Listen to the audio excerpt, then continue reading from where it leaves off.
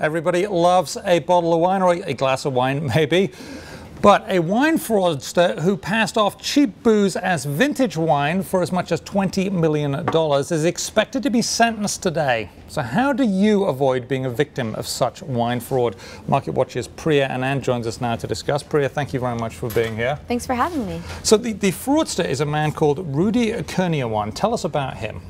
So Rudy was a high-end wine seller who was passing off really vintage wines from France as you know, what he considered them really vintage wines from France, but he had a wine laboratory in his house in California. So he was templating labels and tossing, you know, random wines and blends into bottles that were vintages. But people paid a lot of money, wine collectors, for wines that were worth pretty much very little. Very little.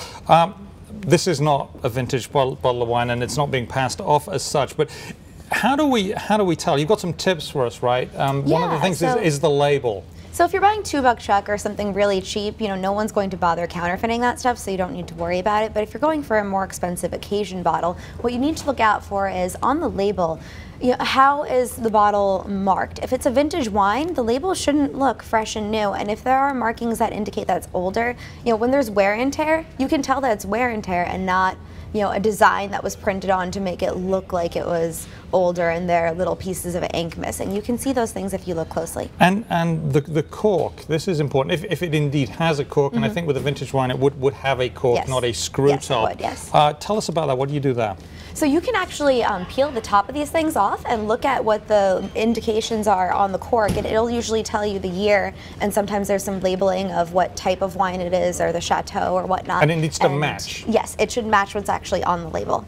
Okay, now I love this. The size of the bottle. 1947 Chateau Lafleur 4.5 litre bottle at Bordeaux. There simply aren't many bottles of that size of that left. Exactly. So a lot of those bottles were sold off years ago when people had, you know, all these lavish dinner parties, so they're not really left out there. So if you're buying something, do a little bit of due diligence to make sure that it actually is something that's on the market and not something that, you know, was sold out years ago that you're buying a fake of. And now there's three more things, but the most important of these, I think, which is the thing that I think we can all relate to very easily, is a relative cost.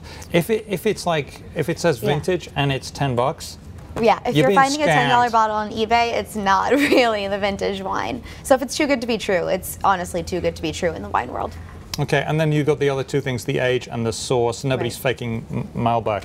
Right. So what's interesting is that wine experts say that, you know, the most commonly faked ones are the ones that come out of chateaus in France, and there have also been some cases from wineries in Italy recently. But usually Malbecs actually, apparently, they're not very profitable to fake. You'd have to fake so many that you might as well go fake a couple of French bottles instead. So if you're a Malbec drinker, good for you. Good for you, that would be good. Now, one of the things I found most interesting about what you'd written is that many, and I'm not a huge wine drinker, but a lot of people don't actually know the difference. You could put the two wines, and if you don't tell them that it's good wine, they don't know. Studies have shown that if you do blind tastings, they did a blind tasting of 6,000 people in 2008, and people who thought their wines were expensive, they assumed they were high quality, but they couldn't actually taste test the difference. Okay, well maybe that's a message to, if you don't really know, then go with something a bit cheaper, unless you're buying the label, as it were. Thank you very much, Priya and Anand. Thanks for having me.